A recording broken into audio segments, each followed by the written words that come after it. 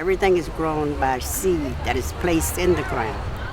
So out of the seed, we feed ourselves and we feed others of whatever we have or whatever we can give to each other to make the other person happy and he's not hungry. So that makes me feel good. I would like to see the world not hungry at all. Everybody have food, everybody have clothes, and everybody have shelter.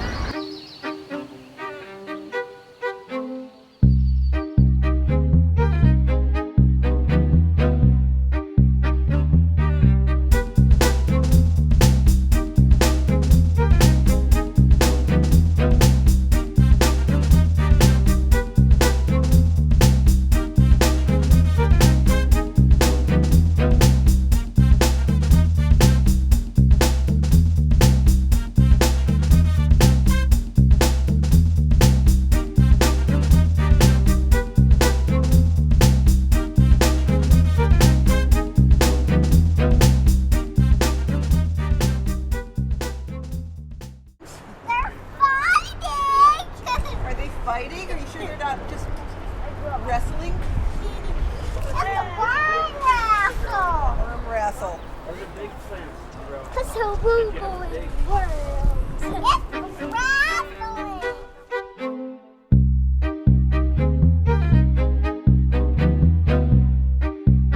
If you depend, completely on the global situation, it seems like you have choice. When you go to supermarkets, you have lots of choice, but in reality, you don't. It's the choice that is offered to you by certain companies. Certified seed helps to make a good yield. Good quality too, free from scab and uniform in shape.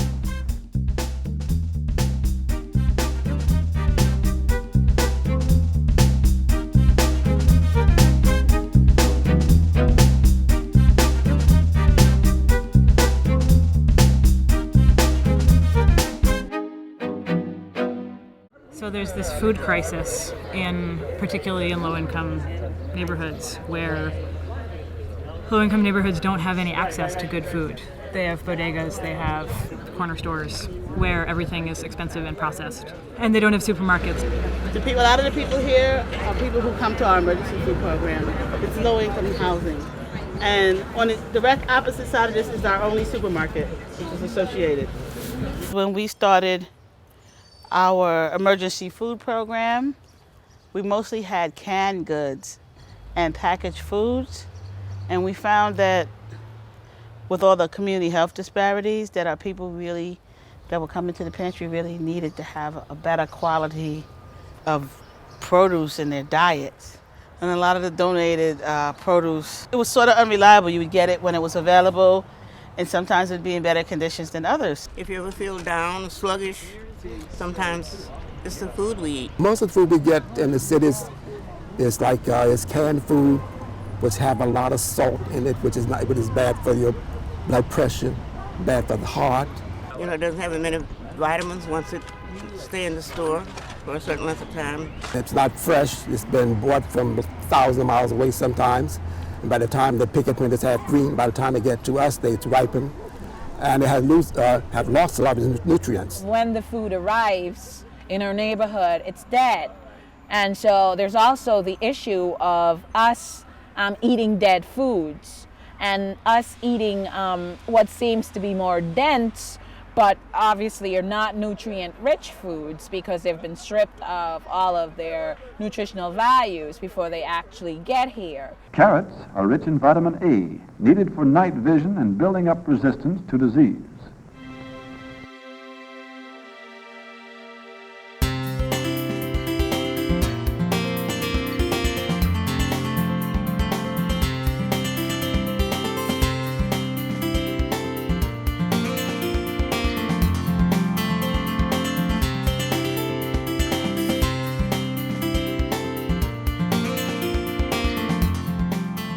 It's becoming even more of a crisis now with the world food crisis because all of the prices for everything are going up so much more. And it's again hitting the poorest the hardest, and so they can't afford food. Grandpa Holder, he says the only honest way to get a mess of peas or a crown of glory is to work for it.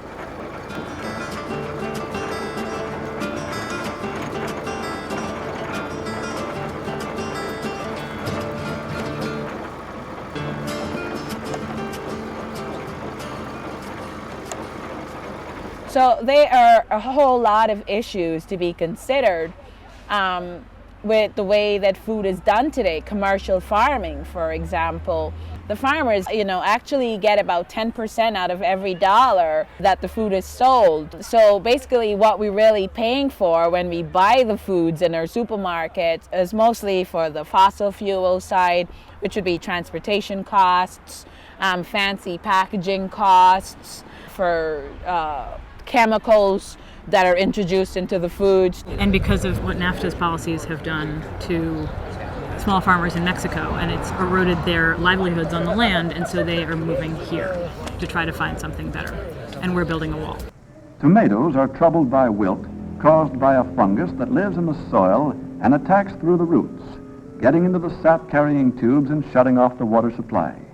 The plants die.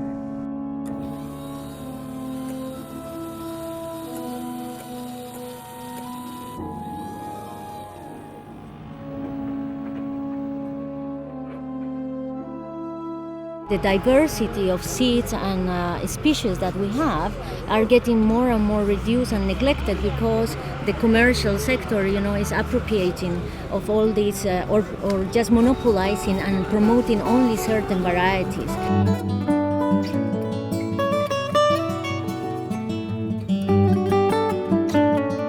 We have the issue of the hybrids and the genetic engineering of our seeds. The seeds that we buy in a regular gardening store have these patents on them, which causes us to in some way be dependent and continue going back to buy seeds.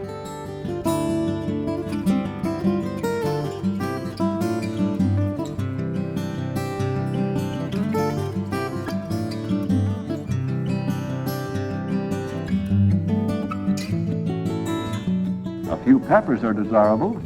The holders started these hot weather plants 7 weeks ago in the kitchen window.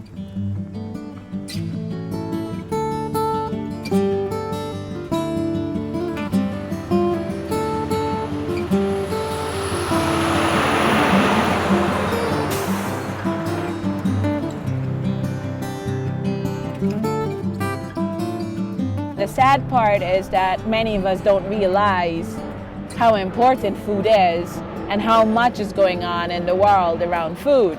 With all these huge mega cities, we are kind of disconnected from the nature, and we are not anymore dependent on it. I have a bunch of city friends who don't really understand what it means to be a farmer and have absolutely no connection to the land anymore.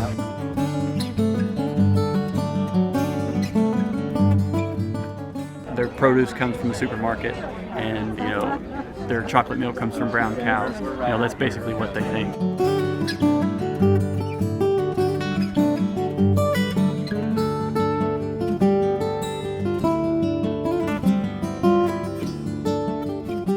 We in the U.S. don't have food sovereignty, which is the idea of all people having control over their food production and policies. We have no idea where our food comes from. It's not labeled. We have no idea if it's genetically modified or if it comes from New Zealand or New York.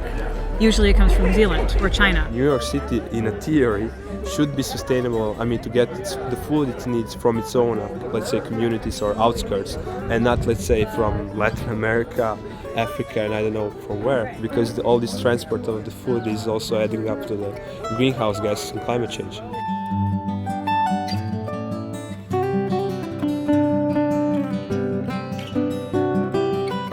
Because it's not just my community that I live in, but it's really the world planet that we're involved with. So whenever we do something, it impacts the rest of the environment. And basically now we are looking at this trend where we go back in the old days and we are trying to make it more sustainable, as communities. Because if everybody's like that, then we would have a sustainable world. I don't think we could have a sustainable world if you don't have really all the communities sustainable alone.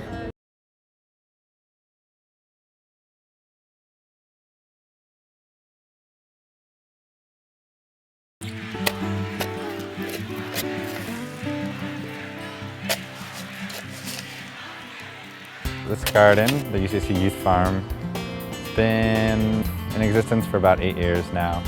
Like most of the gardens here in East New York, it was a vacant lot. A lot of the buildings here were set aflame for insurance reasons, like in the 70s and 80s. This lot was just the same, like a building burnt down, filled with trash, cars, like you name it. And so they sort of slowly, like bit by bit, went reclaiming the garden. It's called the Hollenbach Community Garden because of the mansion that used to be here. It was the Hollenbach Mansion, the Hollenbach family mansion, and it burned down in 1979 through arson, long after the family had moved away. This was prime urban land, and they wanted to actually take the garden back because they said community wasn't using it and different things like that. But it was a dream of Hattie Coffins that we have green space. And so we formally did some protests, wrote petitions within the community, and we got it saved because they were building a PAL. They wanted to use this spot. So the community did speak up for the garden, and we started to formalize and organize. A little while after that, we were granted landmark preservation status. So that meant we didn't have to worry anymore about them taking our garden.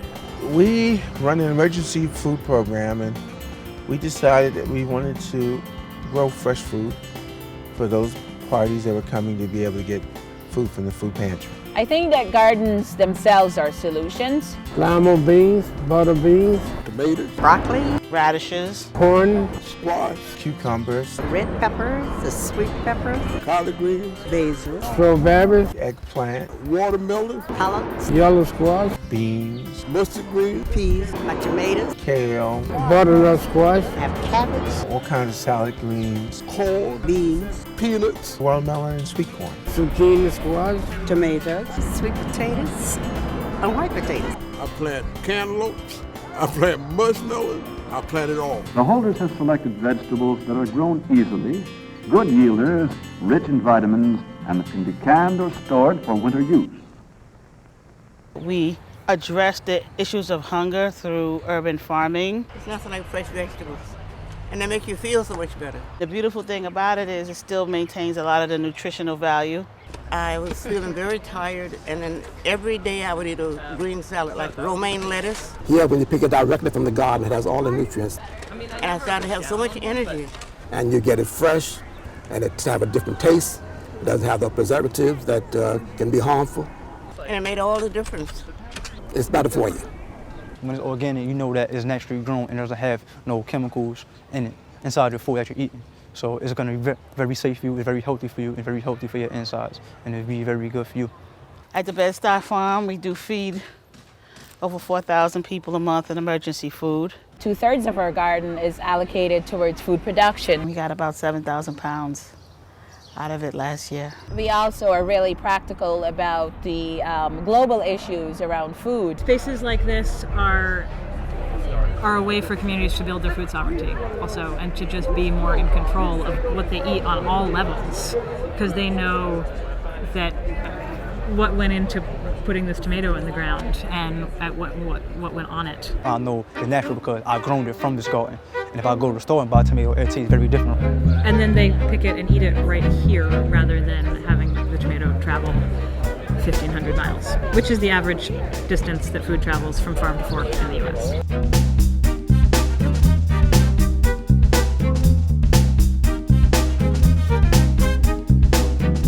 I think it's absolutely essential that people take responsibility for their health, which means I personally think the place to learn responsibility is a garden. If you don't come out and weed and water, you don't eat. And there's a sense of this is my food that I am responsible for, both its production and learning how to cook and making it really good. So there's that sense of bringing back people's empowerment for their own health. The garden does not provide the majority of the calories, of East New York, not by a long shot. Just the fact that we are able to do sustainable projects and sort of forge a vision for our future is one benefit. The garden definitely sort of provides like a demonstration site for people to learn more about how they can provide more for themselves. This is a sustainable way of life for human beings. This is a way that people could live healthy. The farmers market and the garden sort of provides a good sort of rallying point for people to start those conversations and sort of move towards, actions in the community that can increase food access. This word agriculture doesn't only pertain to plants. It has to do, agri has to do with the methodology of understanding plants, and the culture, about the people and the place when they're together. The Holters, rallying to the call for more food, join the growing army of Victory Gardeners.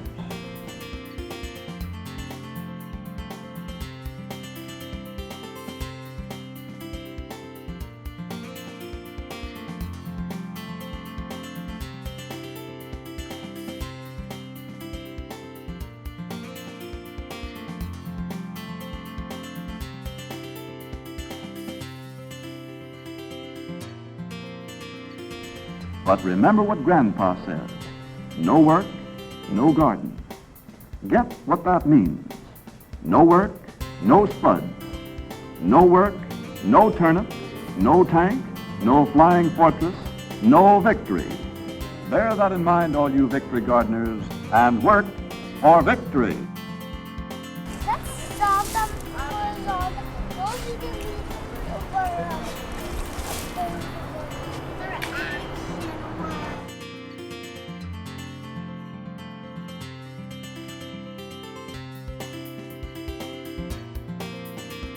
Catch me. Please. You got another worm. Please, will you give me? Thank you. Will you give me another worm? There's one.